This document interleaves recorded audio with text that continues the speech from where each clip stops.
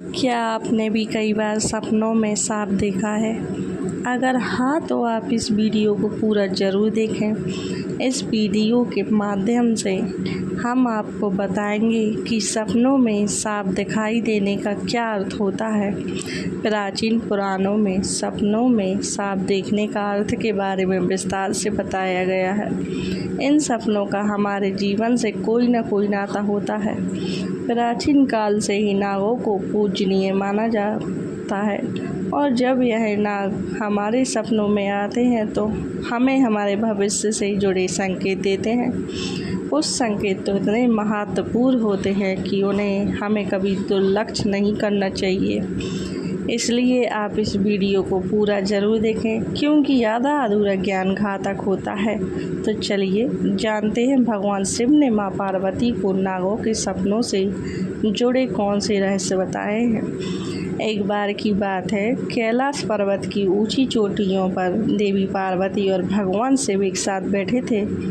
हिमालय की शीतल बयार और बर्फ से ढकी चोटियों के बीच पार्वती जी ने भगवान शिव से पूछा, हे स्वामी, मुझे बताइए कि सपनों का क्या अर्थ होता है? क्या उनके पीछे कोई गढ़ संदेश छुपा होता है? मनुष्य जो सपने देखते हैं उन सपनों के क्या अर्थ होते हैं? कृपया आप मुझे सपनों के रहस्य के बारे में बताइए। भगवान शिव ने मुस्कुराते हुए देवी पार्वती की ओर देखा और कहा, हे देवी, सपने हमारे अवचेतन मन की अभिव्यक्ति होते हैं। वे हमारे जीवन की घटनाओं, भावनाओं और आकांक्षाओं का प्रतिबिंब होते हैं। हर सपना कुछ न कुछ अर्थ रखता है और हमें आने वाली घटनाओं की पूर्व सूचना देता है।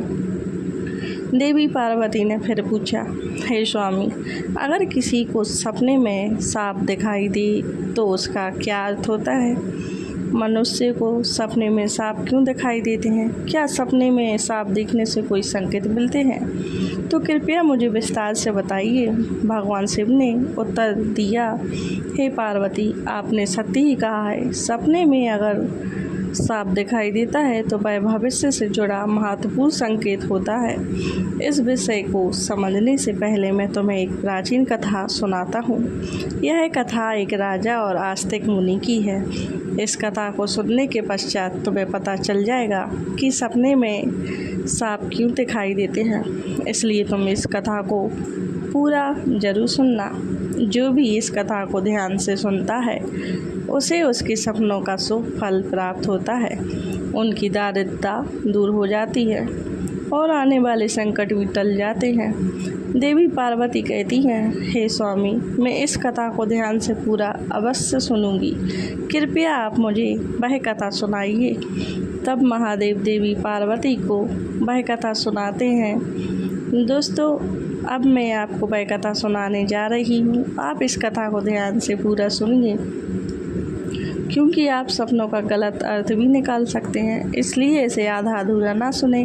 तो चलिए सुनते हैं वह कथा। प्राचीन समय में एक महान राजा था जिसका नाम देवदंत था। राजा देवदंत न केवल अपने पराक्रम और शौर्य के लिए प्रसिद्ध थे, बल्कि वे एक धर्मपरायण और न्यायप्रिय शासक भी थे। उनका राज्य विशाल और समृद्ध था और उनकी प्रजा उनसे अत्यधिक प्रेम और सम्मान करती थी। राजा देवदंत का आचरण निष्पक्ष, सहृदय और करुणामय था। वे अपनी समस्या को ध्यान और उनका समाधान किया करते थे। वे नियमित रूप से धार्मिक अनुष्ठान करते थे और वे भगवान शिव के परम भक्त थे। राजा देवदंत की रानी का नाम सुभद्रा था। सुभद्रा अत्यंत सौम्य, बुद्धिमान और राजा की हर स्थिति में साथ देने वाली थी। राजा और रानी की कोई संतान नहीं, जिससे कभी कभी चिंतित देवदंत ने एक बहुत ही विचित्र सपना देखा कि एक मरा हुआ सांप उनके पैरों के पास पड़ा हुआ है। महाराज इस सपने को देखकर बहुत ही भयभीत हो गए। जागने के बाद उन्होंने यह सपना रानी सुभद्रा को बताया। राजा देवदंत ने चिंतित होकर रानी से पूछा, हे प्रिय, मैंने सपने में एक मरा हुआ सांप देखा है। इसका क्या अर्थ हो सकता है? रानी सुभद्रा ने राजा को दिलासा देते हुए कहा, हे स्वामी, सपने हमेशा किसी न किसी संदेश का प्रतीक होते हैं। किंतु सपनों का अर्थ जानने के लिए हमें किसी विद्वान ऋषि की सहायता लेनी चाहिए। तब महाराज अपने मंत्रियों को बुलाते हैं और कहते हैं, मंत्रियों, आज मैंने बड़ा ही विचित्र सपना देखा है। मैंने सपने में एक मरे हुए सर्प को देखा जो मेरे पैर के पास पड़ा था। इस सपने का क्या अर्थ हो सकता है? तुम सब जाकर पता करो। तब सभी मंत्री गढ़ जाते हैं और नगर में निवास करने वाले अनेक ऋषि मुनियों से पूछते हैं, लेकिन कोई भी उन्हें इस सपने का अर्थ बता नहीं पाया। तो वे लौट कर आ गए और महाराज से कहने लगे, हे महाराज, हमारे राज्य में ऐसा कोई नहीं है जो आपके सपने का अर्थ समझा सके। फिर अन्य मंत्री महाराज के पास आते हैं और कहते हैं, हे महाराज, हमारे राज्य के पास स्थित जंगल में मुनि आस्तिक निवास करते हैं, जिन्होंने सर्पनाशक यज्ञ से समस्त नागों की रक्षा की थी, इसलिए उन्हें नागों का रक्षक माना जाता है। हमें उन्हीं के पास जाना चाहिए, वे ही आपको आपके सपनों का अर्थ समझा सकते हैं। फिर महाराज देवदंत ने आस्तिक मुनि के आश्रम पर जाने का निर्णय लिया। तब महाराज अपने सिपाहियों के साथ रथ में बैठकर आस्तिक मुनि के आश्रम पर जाते हैं। तब आस्तिक मुनि महाराज का स्वागत करते हुए पूछते हैं, हे राजन, मेरे आश्रम में आपका स्वागत है। कहिए, आपका क्या समस्या है? किस कारण से आपका हमारे आश्रम में आगमन हुआ है? तब महाराज देवदंत कहते हैं, हे मुनिवर, मैं आपके पास एक सहायता मांगने के लिए आया हूँ। मैंने नागों का एक विचित्र स्वप्न देखा है, उसी का अर्थ जानने के लिए आपके पास आया हूँ। आस्तिक मुनि कहते हैं, हे राजन, आपने सर्पों के विषय में जो भी स्वप्न देखा है उसे निसंकोच होकर कहें। सपने में सांप देखने पर इसका कोई न कोई अर्थ अवश्य होता है, इसलिए जो स्वप्न आपने देखा है उसे विस्तार से बताएं। महाराज देवदंत आस्तिक मुनि से कहते हैं, हे मुनिवर, कल रात मैंने एक विचित्र स्वप्न देखा। मैंने देखा कि एक मरा हुआ सांप मेरे पैरों के पास पड़ा हुआ था। कृपया मुझे इस स्वप्न का अर्थ बताइए। आस्तिक मुनि ने ध्यानपूर्वक राजा की बात सुनी और कहा, हे राजन, अगर सपने में आपको मरा हुआ सांप दिखाई देता है तो इसका मतलब है कि आपके जीवन की बाधाएं और संकट जल्द ही दूर होने वाले हैं। यह एक शुभ संकेत है, इसलिए आप चिंता मुक्त होकर घर पर जाएं। इसमें भयभीत होने वाली कोई बात नहीं है। फिर महाराज देवदंत प्रसन्न होकर आस्तिक मुनि को प्रणाम करते हैं और धन्यवाद देते हुए लौटकर अपने राज्य में लौट जाते हैं। इस स्वप्न के फल स्वरूप कुछ दिनों बाद राजा देवदंत के राज्य में दुश्मनों द्वारा पैदा की गई सभी समस्या और संकट दूर हो गए। राजा इस संकेत से बहुत खुश हुआ। फिर अगले दिन राजा को देवदंत को ऐसा ही सांप का और एक सपना आया। उस सपने में राजा देवदंत ने देखा कि वह एक बड़े सांप को पकड़ रहा है। जागने के बाद राजा ने तुरंत आस्तिक मुनि के पास जाकर पूछा, हे मुनिवर, मैंने सपने में देखा कि मैं एक बड़े सांप को पकड़ रहा हूँ, इसका क्या अर्थ है? आस्तिक मुनि ने कहा, हे राजन, अगर आप सपने में सांप को पकड़ते हुए देखते हैं तो यह भी एक शुभ संकेत होता है।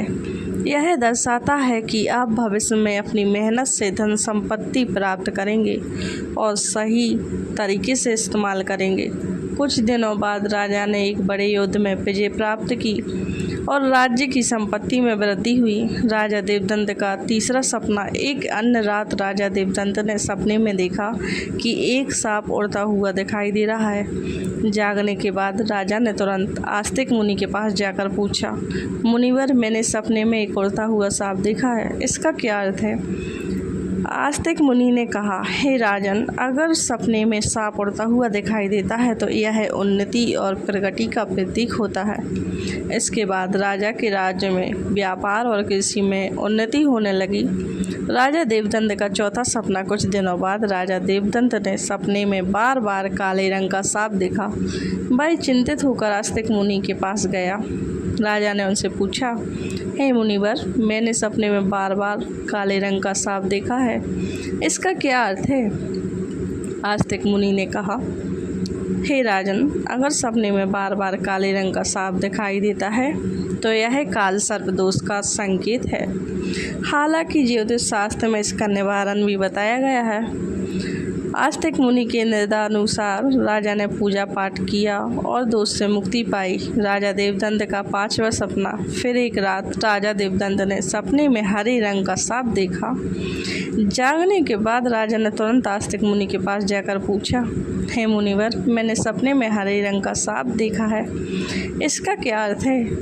आस्तिक मुनि ने कहा, हे राजन, अगर सपने में हरे रंग का सांप दिखाई देता है तो यह एक शुभ संकेत है और यह निकट भविष्य में आपके साथ घटने वाली किसी अच्छी घटना की ओर इशारा करता है।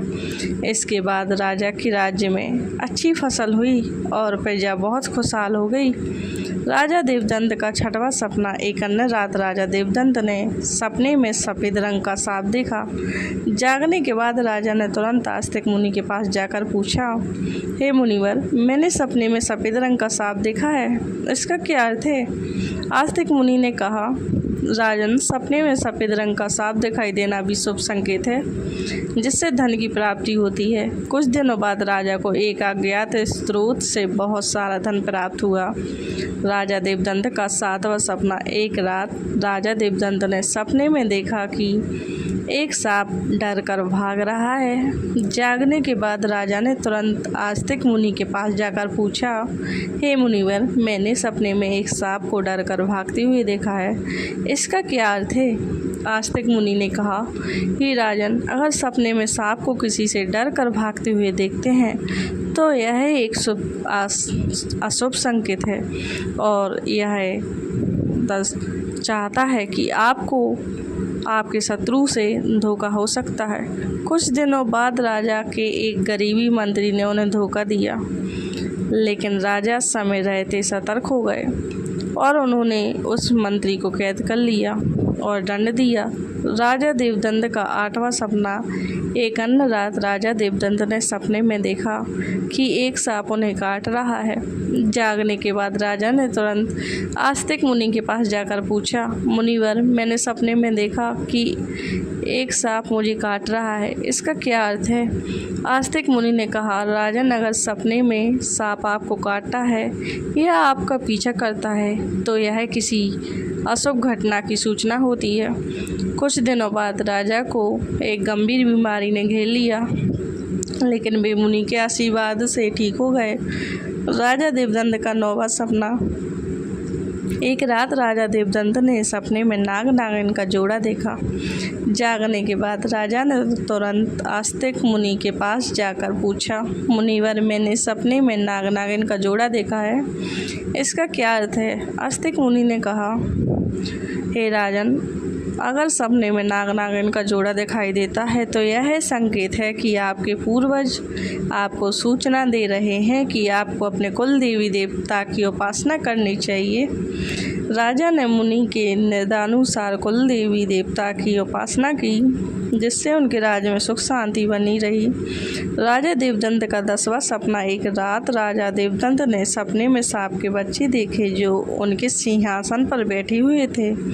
जागने के बाद राजा ने तुरंत आस्तिक मुनि के पास जाकर पूछा, मुनिवर, मैंने सपने में देखा है कि सांप के बच्चे मेरे सिंहासन पर बैठे हुए हैं, इसका क्या अर्थ है? आस्तिक मुनि ने कहा, राजन, अगर सपने में सांप के बच्चे दिखाई देते हैं और वे आपके सिंहासन पर बैठे हुए हैं तो यह संकेत है कि आपके घर में जल्द ही संतान का आगमन होगा।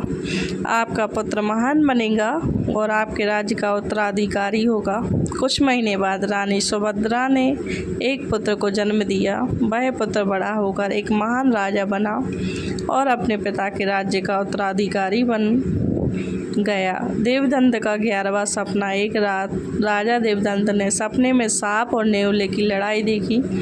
जागने के बाद राजा ने तुरंत आस्तिक मुनि के पास जाकर पूछा, हे मुनिवर, मैंने सपने में सांप और नेवले की लड़ाई देखी है, इसका क्या अर्थ है? आस्तिक मुनि ने कहा, राजन, अगर सपने में सांप और नेवले की लड़ाई होते हुए देखते हैं तो इस बात का संकेत है कि आपके सामने आपके गुप्त शत्रु का खुलासा हो जाएगा और उसके साथ आपकी लड़ाई भी होगी। कुछ दिनों बाद राजा के गुप्त शत्रु का पर्दाफाश हुआ और राजा ने उसे परास्त कर दिया।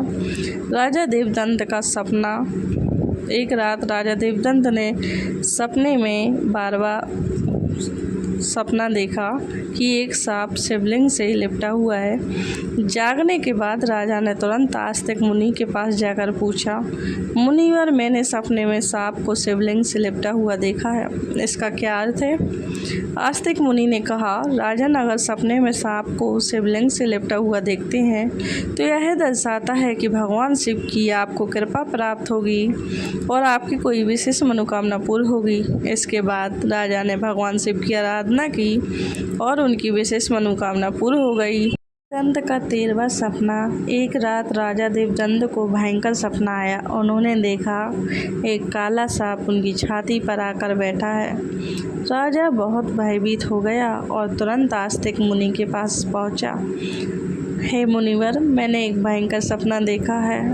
एक काला सांप मेरी छाती पर आकर बैठा था, इसका क्या अर्थ है? राजा ने घबराते हुए पूछा। आस्तिक मुनि ने गंभीर स्वर में कहा, राजन, यह सपना आपके लिए एक गंभीर चेतावनी है। इसका अर्थ है कि आपकी मृत्यु निकट है। आपको तुरंत भगवान शिव की शरण में जाना चाहिए और उनकी आराधना करनी चाहिए। वे ही आपको इस संकट से बचा सकते हैं। राजा देवदत्त भयभीत हो गया और तुरंत भगवान शिव की आराधना करने लगा।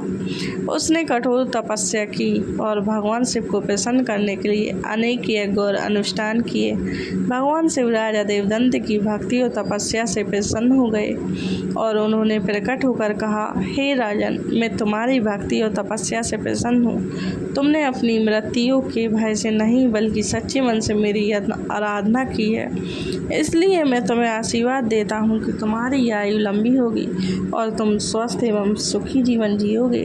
राजा देवदत्त ने श्रद्धापूर्वक कहा, हे महादेव, आपकी कृपा से मेरी आयु लंबी हो गई। मैं आपके आशीर्वाद के लिए अत्यंत आभारी हूँ। मैं सदा आपकी आराधना करता रहूँगा। भगवान शिव ने राजा को आशीर्वाद दिया और उसकी मृत्यु का संकट टल गया। राजा देवदत्त ने लंबे समय तक अपने राज्य में सुख और शांति से शासन किया। कथा सुनने के बाद देवी पार्वती ने कहा, हे स्वामी, यह कथा अत्यंत रोचक और शिक्षा प्रदायी थी। अब मुझे समझ में आ गया कि सपनों का क्या महत्व होता है और वे हमारे जीवन को किस प्रकार प्रभावित करते हैं। तब भगवान शिव ने मुस्कुराते हुए कहा, हे पार्वती, सपने हमें हमारे अवचेतन मन की गहराइयों से जोड़ते हैं और हमें महत्वपूर्ण संदेश देते हैं। हमें उन्हें समझने और उनसे सीखने की कोशिश करनी चाहिए। पार्वती, राजा देवदत्त के सपनों ने यह सिद्ध कर दिया कि हर सपना एक संदेश लेकर आता है। यदि सपने में मरा हुआ सांप आता है तो यह सपना जीवन की बाधा और संकटों के समाप्त होने का संकेत होता है। यह शुभ संकेत है कि कठिनाइयाँ दूर हो रही हैं और सुखद समय आने वाला है। यदि सपने में कोई सांप को पकड़ता है तो यह सपना दर्शाता है कि व्यक्ति अपनी मेहनत से धन संपत्ति प्राप्त करेगा और उसे सही तरीके से इस्तेमाल करेगा। यह सफलता और समृद्धि का प्रतीक है। यदि सपने में उड़ता हुआ सांप दिखता है तो यह सपना उन्नति और प्रगति का प्रतीक है।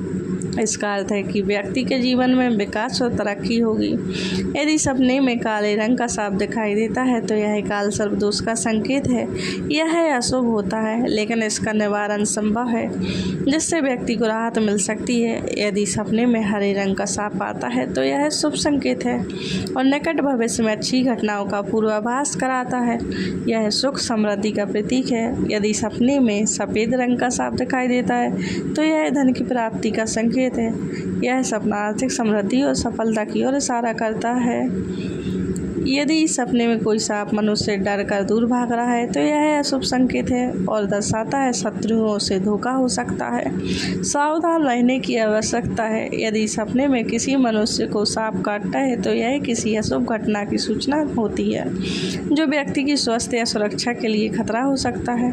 यदि सपने में नाग नागिन का जोड़ा दिखाई देता है तो यह संकेत है पूर्वजों की ओर से सूचना मिल रही है कि कुल देवी देवता की उपासना करनी चाहिए, जिससे कुल में सुख शांति बनी रहती है।